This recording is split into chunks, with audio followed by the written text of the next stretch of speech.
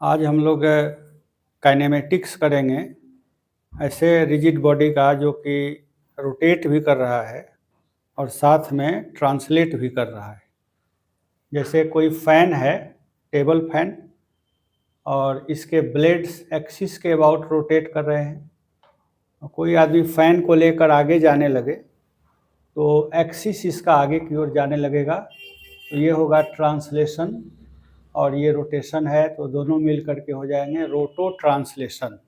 इस तरह के मोशन जिसमें रोटेशन भी है और ट्रांसलेशन भी है, दोनों का कॉम्बिनेशन कहलाता है रोटो ट्रांसलेशन।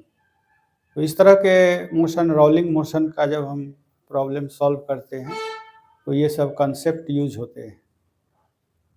जैसे पहला कंसेप्ट हम लोग यूज कर रहे हैं वेलोसिटी फाइंड आउट करना। ये एक बॉडी है, रिजिड बॉडी, और किसी पॉइंट सी के अबाउट रोटेट कर रही है इस तरह से। फिंगर जिधर है उधर इसका एंगुलर वेलोसिटी, थंब की ओर वेक्टर होगा inward.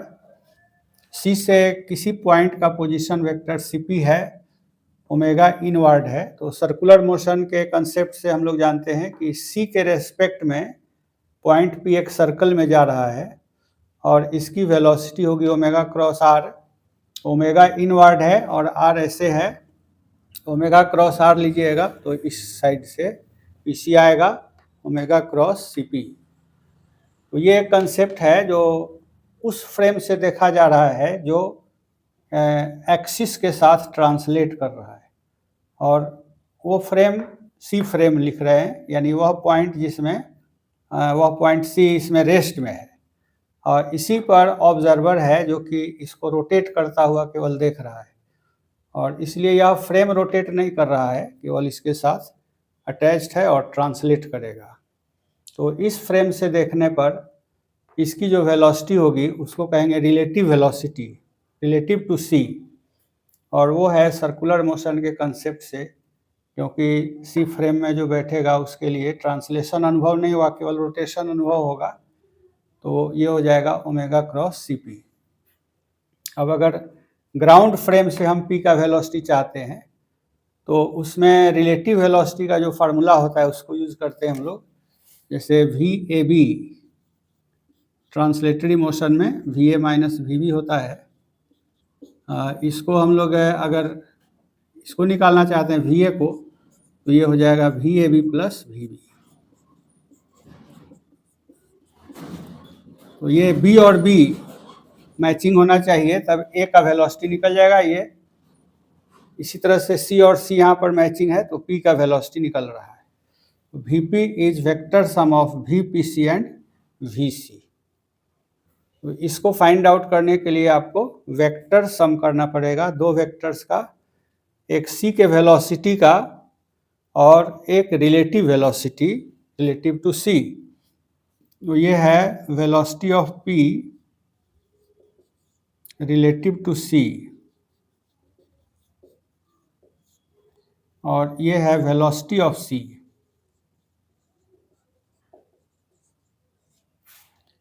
where C is not rotating, C frame is not rotating.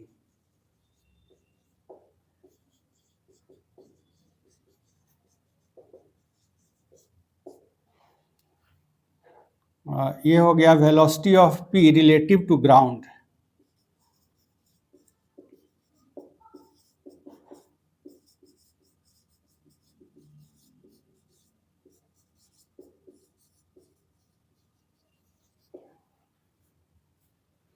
तो इस तरह से इस फार्मूला का अब हम लोग एक दो एग्जाम्पल देखेंगे कि कैसे यूज होता है।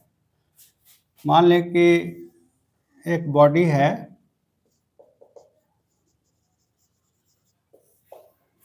एक बॉडी है जो कि राउंड बॉडी है, और इसको हमने रोल कर दिया ऐसे।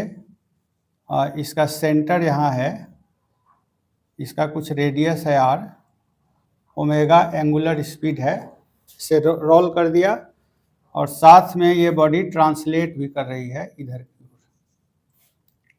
तब ऐसी हालत में लोवेस्ट पॉइंट का वेलोसिटी क्या होगा? What is the velocity of the lowest point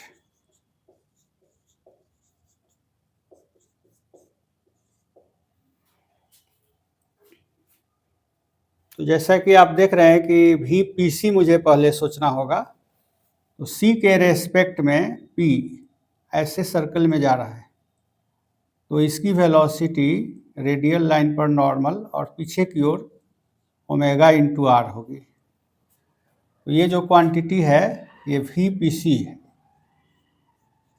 अब इसमें ऐड करना है V, तो दोनों के टेल को लेके ऐड कर सकते हैं और दो वेक्टर को ऐड करना है और दोनों के बीच का एंगल 180 डिग्री है।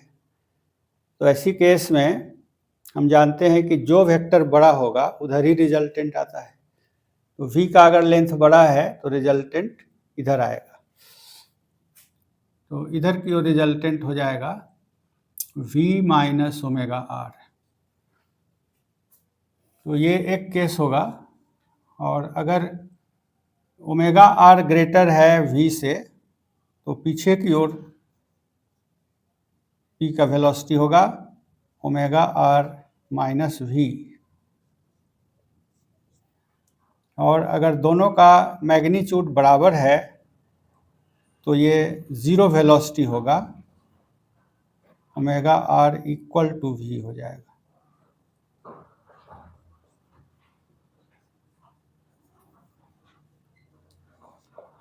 इसलिए पॉइंट P के लिए तीन वेलोसिटी की संभावनाएं हैं जो कि इसके न्यूमेरिकल वैल्यू पर डिपेंड करेंगे। तो लोएस्ट पॉइंट का इस तरह से हम लोग वेलोसिटी फाइंड आउट कर सकते हैं।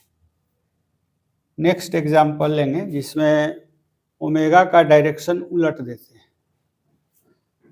तो उस केस में क्या होगा। ओमेगा हमने ऐसे कर लिया, पॉइंट P वही है और V सेंटर का वेलोसिटी जैसे था वैसे ही है। तब इस समय वेलोसिटी ऑफ P क्या होगी।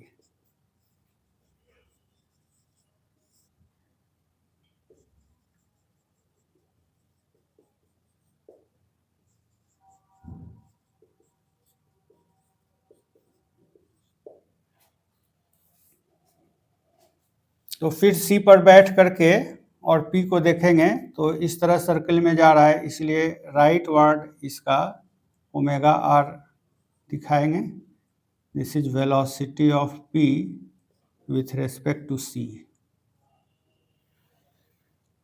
इसके बाद इसमें C का वेलोसिटी ऐड करना है तो वो सेम डायरेक्शन में है, तो इसलिए नेट वेलोसिटी इस बार सिंपल एक ही केस होगा, velocity of P will be omega R plus V।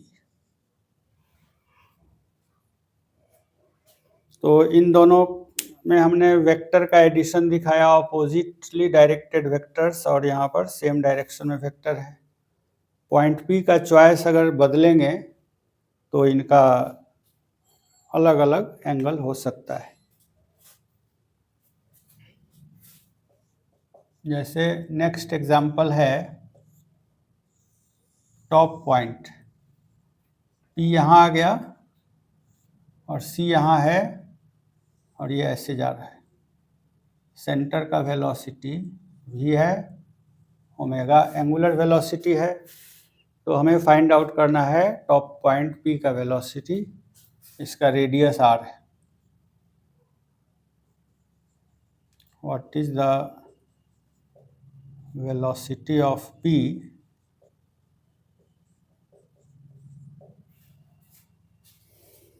तो इसमें आप देख रहे हैं कि राइट की ओर ओमेगा आर होगा, क्योंकि राइट की ओर C के रेस्पेक्ट में सर्कल में जा रहा है और V का डायरेक्शन इधर ही है, दोनों को ऐड करना है, तो इसीलिए velocity of P is omega R plus V।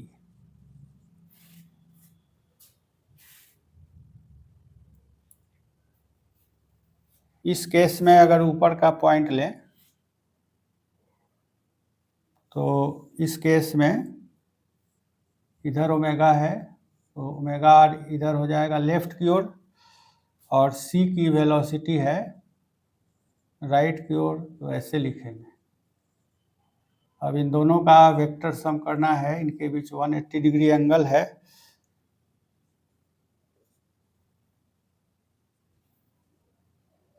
So velocity of P is, अब इसमें केसेज बन जाएंगे, ओमेगा आर माइनस वी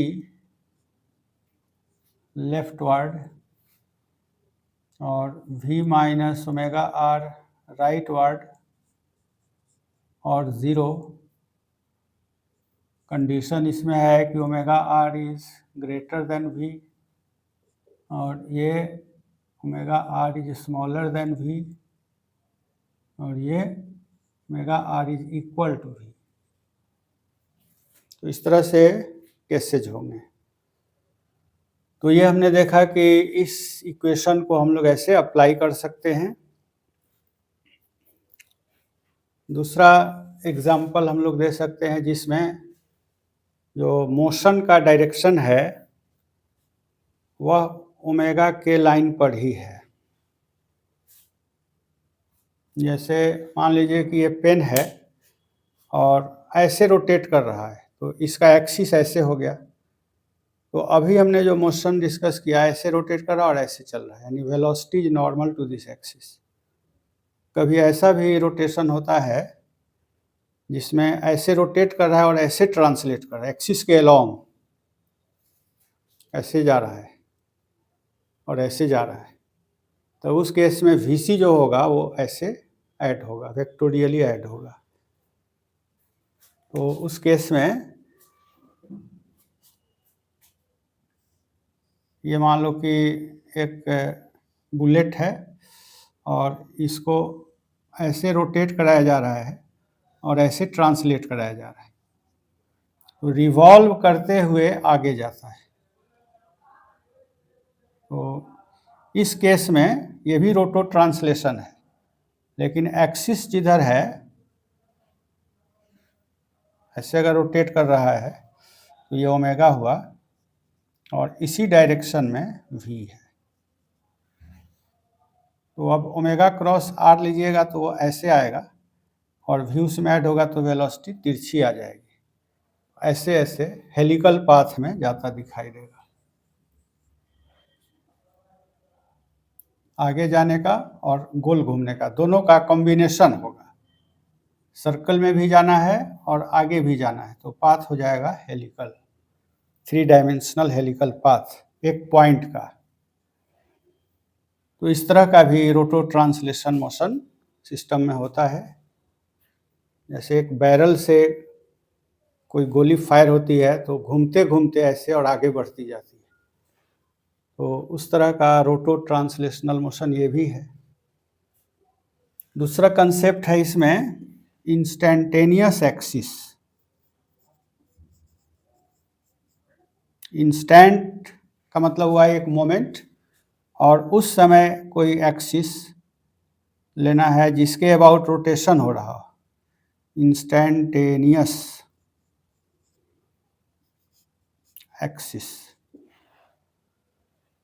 तो नाम से ही क्लियर है कि इस एक्सिस के अबाउट सिस्टम प्योर रोटेशन में है। जैसे मान लीजिए कि एक बॉडी है और इस एक्सिस के अबाउट रोटेट कर रही है, तो इस पॉइंट का वेलोसिटी 0 हो जाएगा। जब इसका वेलोसिटी 0 हो गया तो किसी भी दूसरे पॉइंट का रिलेटिव वेलोसिटी VPC, उसमें 0 ऐड करेंगे तो इतना ही रह जाएगा।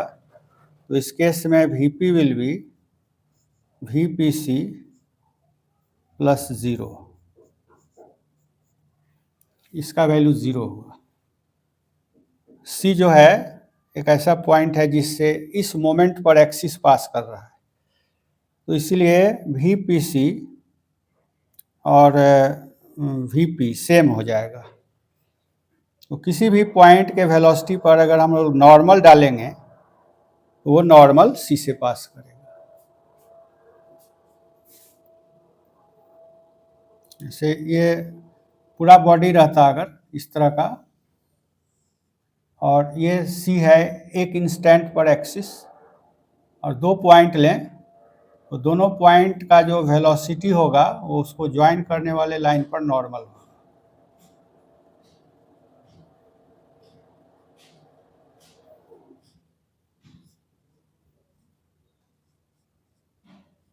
ऐसे तो इस कंसेप्ट का यूज करके हम लोग इंस्टेंटेनियस एक्सिस को लोकेट करते हैं, और इस तरह के क्वेश्चंस हम लोग पूछते हैं।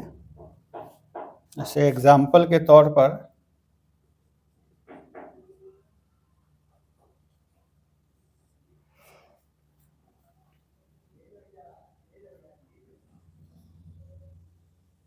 मान लीजिए कि एक बॉडी है और ओमेगा वेलोसिटी से एंगुलर वेलोसिटी है और ऐसे ट्रांसलेट कर रही है। तो इसके ऊपर वाले पॉइंट को देखेंगे तो ओमेगा आर इधर होगा और v का डायरेक्शन vc का भी इधर ही है, तो इस हालत में इसका वेलोसिटी 0 नहीं आएगा। ऐसा इस पॉइंट के सभी लाइंस यहाँ तक होगा, सभी पर r बदलेगा। इसके नीचे जाएंगे तो इधर हो जाएगा ओमेगा आर और इधर हो जाएगा v, तो 0 होने का चांस इधर ही है। इसलिए इधर ही किसी पॉइंट पर मान लें कि सेंटर से x डिस्टेंस नीचे वो पॉइंट है जो कि इंस्टेंटेनियस एक्सिस ऑफ रोटेशन है, तो उसका इधर की ओर ओमेगा एक्स और इधर की ओर v होगा। तो o की वेलोसिटी 0 होनी चाहिए क्योंकि ये o is axis, o is at axis, तो एक्सिस के पॉइंट रेस्ट में होते हैं। तो इस हिसाब से देखेंगे तो ओमेगा एक्स को v के इक्वल करेंगे, तो इस तरह से x का वैल्यू निकल आएगा v upon omega below the centre. इस तरह से इंस्टेंटेनियस एक्सिस फाइंड आउट करते हैं। इसका और एग्जाम्पल हम लोग डिस्कस करेंगे।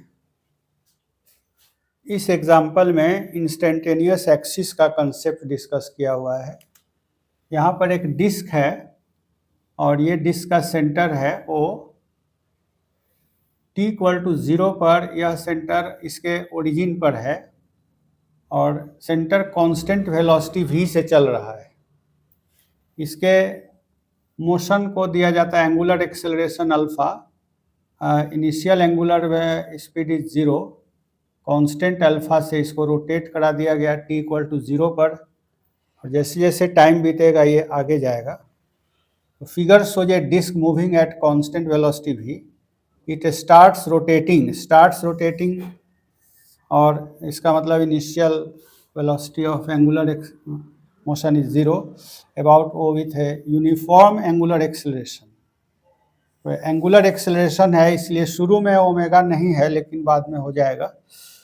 Find the x and y coordinates of the point through which instantaneous axis passes at time t time पर इंस्टेंटेनियस एक्सिस फाइंड आउट करना है, और y और x t के फंक्शन के रूप में आ जाएगा, उससे t हटाने पर y as a function of x आएगा। तो ये होगा equation of motion of instantaneous axis. Locate करेंगे कहाँ पर जा रहा है उसका पाथ मिलेगा।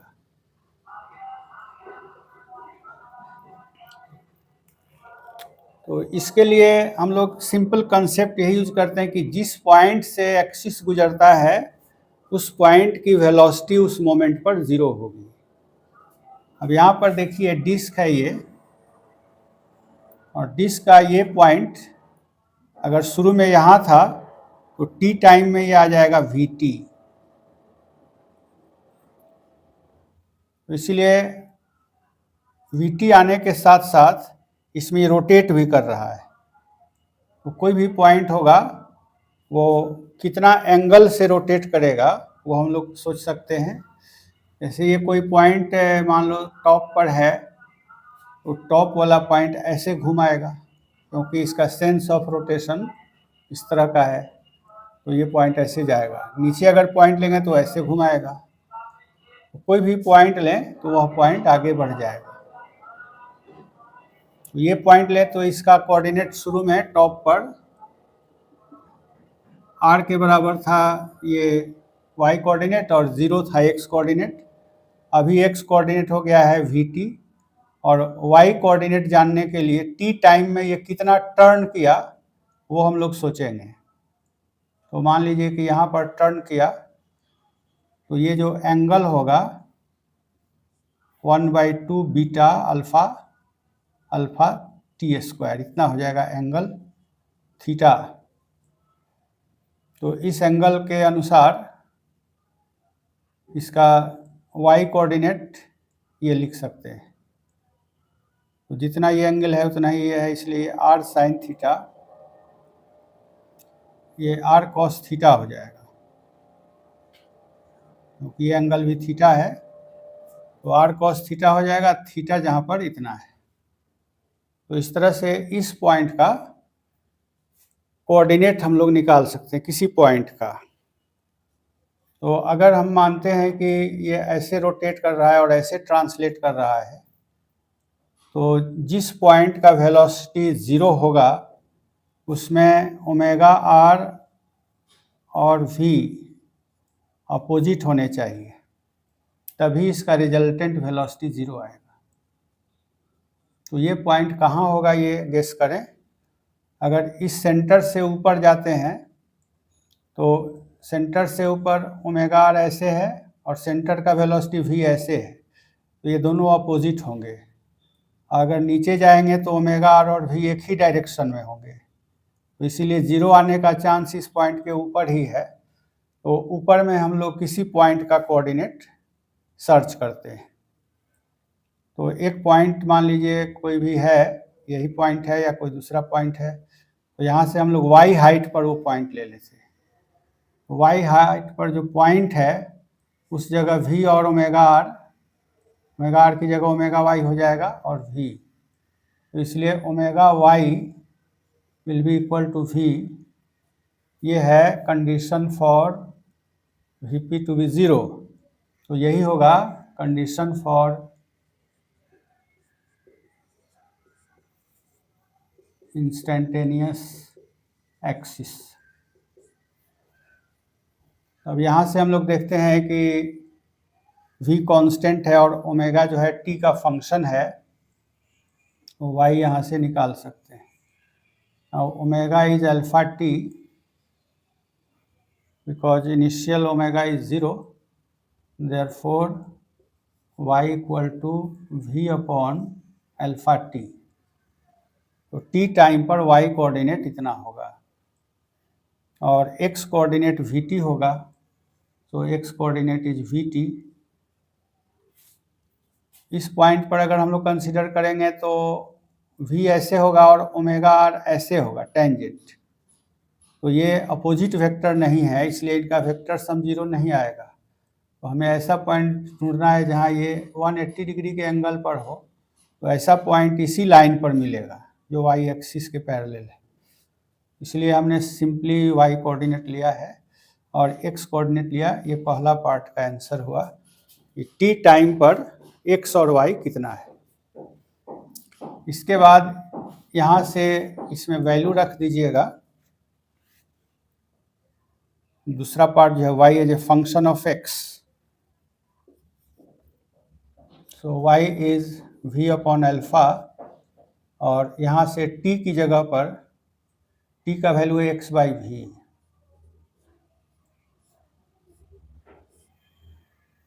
तो इस तरह से ये इक्वेशन आ जाता है v square upon alpha x।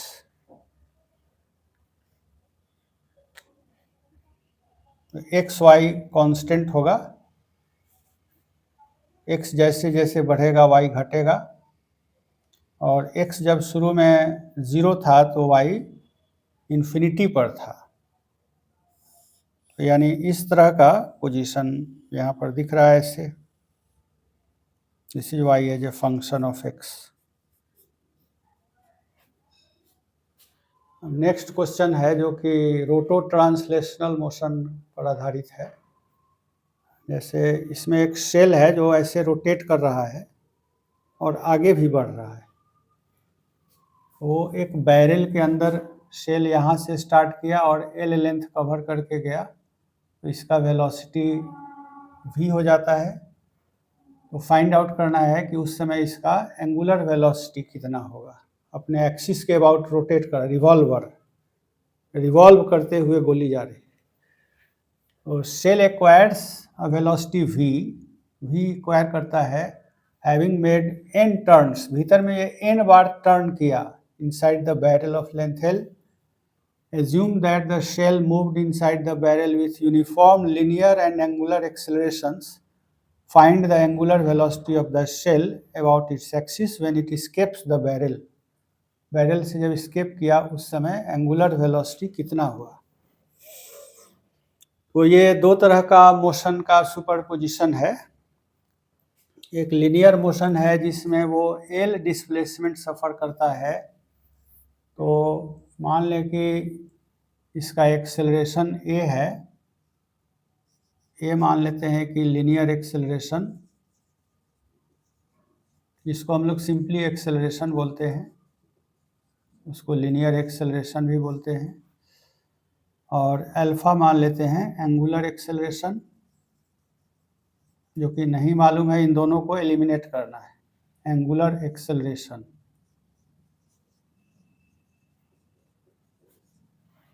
और मान लें कि t टाइम लगा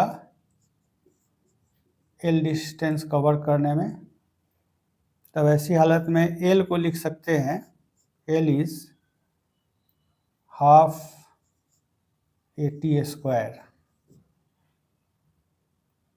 और v के टर्म में लिख सकते हैं v² is initial velocity square plus 2al,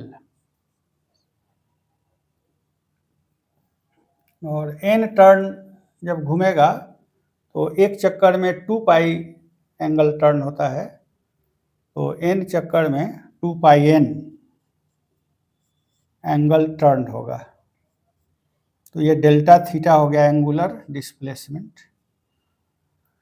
angular displacement is final angular velocity plus initial angular velocity divided by 2 average angular velocity Guna time taken.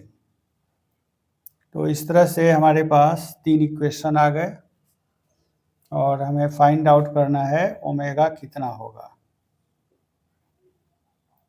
तो इसको सिंप्लीफाई करें, यहाँ से t निकाल दें, यहाँ से a निकाल के इसमें डाल देंगे। इक्वेशन नंबर दे दें 1 2 3। Using 1 and 3 in 2, we can relate these quantities. v² is 2 and 2 times a. From here we get a 2l by t², 2l by t² into l. So it is 4l² by t². Now we put the value of t from here, 4 pi n by omega, 4l² upon 4 pi n by omega the whole square. तो इस तरह से हम देखते हैं कि ये l² divided by 16 होगा और 4 से कैंसिल होगा तो 4 रह जाएगा, 4 पाई स्क्वायर n² और ओमेगा² ऊपर आ जाएगा। ओमेगा² ही फाइंड आउट करना है, तो omega is equal to 4 pi n square v² divided by l²। So omega is 2 pi n v upon l. This is the answer. तो इस तरह से हमने वैरायटी ऑफ क्वेश्चंस डिस्कस किया जो कि काइनेमेटिक्स केवल यूज़ कर रहे हैं। इसके आगे हम लोग डायनामिक्स का कंसेप्ट नेक्स्ट बार में करेंगे। Thank you.